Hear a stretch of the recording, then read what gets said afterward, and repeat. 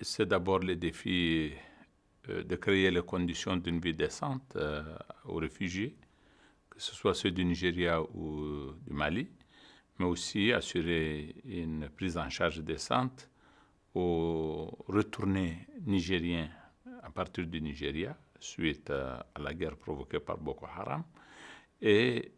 une même prise en charge des Nigériens déplacés de leur village du fait de cette insécurité. Ce sont pas moins de 300 000 personnes que nous avons à prendre en charge dans un contexte humanitaire en relation avec nos partenaires et notamment le HCR. Il nous faut en plus de cette prise en charge assurer la sécurité de ces populations qui se sont installées, pas forcément dans des agglomérations et dont l'existence dans les camps est un défi pour la sécurité et qui a dû requérir que nous mettions en place un dispositif adéquat à cet effet. Voilà donc les défis.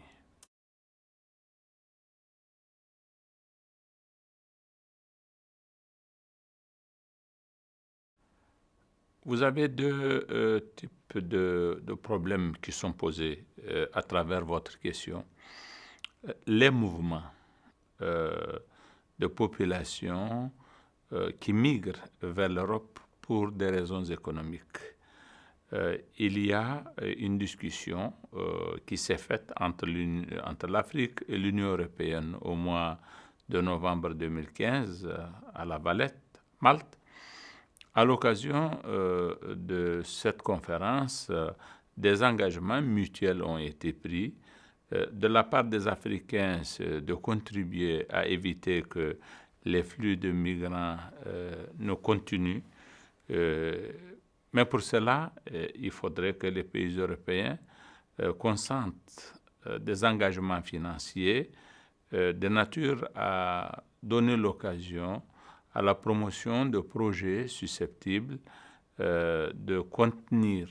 ces flux, de maintenir les jeunes Africains dans leur pays respectifs. Vous avez en plus l'autre problème qui est celui dont vous parlez avec exactitude de ce nombreux Africains qui se sont retrouvés en Libye et qui ont besoin de protection. Là également, les agences du système international en charge des questions de ce genre-là sont interpellées en rapport avec l'État libyen et tous ses partenaires.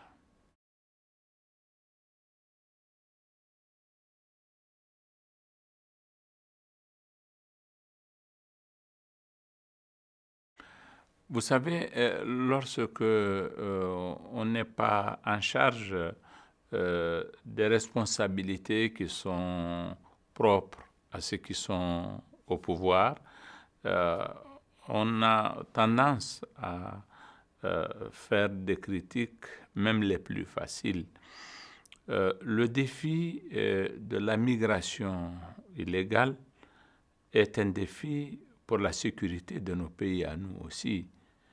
J'ai l'habitude d'expliquer à mes partenaires que celui qui transporte des migrants et qui les dépose en Libye, il ne retourne pas son véhicule vide, il le remplit d'armement et ce sont ces armes-là qui entrent dans le circuit du trafic, qui alimentent les guerres qui prévalent aujourd'hui dans la bande sahélo-saharienne, la guerre au Mali, qui est une guerre qui affecte le Niger, le Burkina Faso et bien d'autres pays de cette région, et puis la guerre dans le bassin du lac Tchad, qui affecte tous les pays riverains du bassin du lac Tchad, et au-delà, lorsque par conséquent un pays comme le Niger s'engage dans le partenariat qu'il a développé aujourd'hui avec les pays membres de l'Union européenne, il le fait en vertu de ses engagements de La Valette, mais il le fait aussi pour des raisons propres à sa sécurité, qui commande et qu'il agisse comme il est en train de le faire. Et s'il ne le faisait pas, il expose son pays à des situations extrêmement dangereuses. Voilà un angle sous lequel on peut voir nos engagements mutuels et leur mise en œuvre. Les migrants, ils posent de réels problèmes aux pays européens. Ces problèmes, ils nous concernent nous également, parce que tout simplement, moi, je constate que les mouvements populistes en Europe instrumentalisent cette question des flux d'Africains qui envahissent, disent-ils, les pays d'Europe, et le renforcement des mouvements populistes est quelque chose qui ne nous laisse pas indifférents, parce que ces forces-là, si elles pèsent dans les politiques publiques de leurs pays respectifs, déjà parce que tout simplement elles se sont renforcées même en restant dans l'opposition, il y a là un effet négatif. Mais si, a fortiori, on peut envisager qu'un jour ils puissent prendre le pouvoir, c'est toute la stabilité mondiale qui est mise en cause. Et à mon avis, c'est tout simplement le paradigme du modèle, c'est le paradigme de la démocratie tel qu'il a été à l'œuvre depuis la Deuxième Guerre mondiale et qui nous a valu la stabilité internationale que nous connaissons, qui serait remise en cause. Nous ne serions pas indifférents, en tout cas le Niger ne le sera jamais, aux effets de la migration sur le débat en Europe et sur le rapport de force politique entre les différents courants en Europe. Ce débat-là, c'est un débat qui nous intéresse également, et si nous avons des responsabilités à partir de ce que nous pouvons faire ou ne pas faire, que nous pouvons assumer ou ne pas assumer, eh bien, nous ferons les choses de façon à assumer ces responsabilités en question. Et nous considérons que ce débat est un débat qui nous intéresse, et si nous avons un rôle à jouer, et c'est ce que nous pensons, nous le jouerons et nous sommes en train de le faire. Donc, ne croyez pas que ce sont seulement les Européens qui ont tendance de se mêler de nos affaires. Nous aussi, celle-là est notre façon de nous mêler des affaires européennes.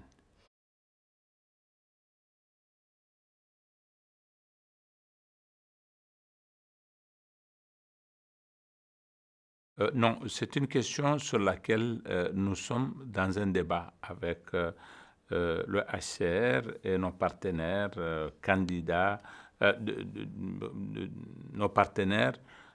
qui sont les pays susceptibles d'accueillir les personnes dont vous parlez. Le HCR nous a abordé en nous disant « Nous avons un certain nombre de personnes dans des situations extrêmement critiques, ce sont des personnes très vulnérables, dont le profil est manifestement celui des personnes qui ont besoin d'assistance et de réinstallation. Mais elles sont en Libye pour le moment, où nous ne disposons pas des moyens adéquats pour faire un travail qui nous permette d'affiner les profils et de décider que ces personnes-là sont éligibles au statut de réfugié avec droit d'asile, que leur consentirait un certain nombre de pays qui sont candidats pour les accueillir. Ces mêmes pays européens et même américains nous disent que oui, nous sommes intéressés par ce que le HCR vous propose. Nous avons des places disponibles pour des Africains qui sont en situation d'extrême détresse en Libye, mais dont les dossiers ne peuvent pas être étudiés jusqu'au bout en Libye. Est-ce qu'il vous est possible, pour un petit nombre d'entre eux, dans un premier temps, de les accueillir au Niger et de permettre que le HCR, conformément à ses règles et à ses principes, en relation avec nous, les étudie, les fasse aboutir et que nous comprenions qu'il s'agit de personnes vraiment dont le profil répond aux conditions que nos commissions d'éligibilité posent pour que nous les accueillions sur nos territoires respectifs. La réponse du gouvernement du Niger a été de dire que si vous, Européens, vous voulez venir en aide à des Africains, pourquoi le Niger n'en faciliterait pas les conditions? Pourquoi le Niger ne faciliterait pas les conditions pour qu'il en soit ainsi? Sauf que nous avons dit au HCR et ce que nous avons répété à nos partenaires, dans cette opération, nous souhaitons que le nombre de personnes que nous accueillons soit égal au nombre de personnes qui vont être acceptées et élues au statut de réfugiés avec droit d'asile dans les pays volontaires. Voilà un peu. Donc, pour le moment, nous sommes au stade du débat et le HCR, le haut-commissaire, m'a dit ce matin que nous allons commencer avec un nombre réduit de personnes dont les dossiers sont presque aboutis, qui manifestement réunissent toutes les conditions pour que, sans perdre de temps, ils aient un pays vers lequel ils vont partir parce que ce pays les accepterait. Non, je ne vois pas en quoi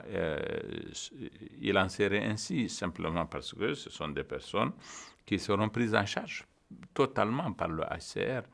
Et ce sont des personnes qui, manifestement, ne vont pas durer sur notre territoire. Et même si elles devaient rester très longtemps, ce ne sera pas une charge parce qu'elles ont une prise en charge, justement, du HCR.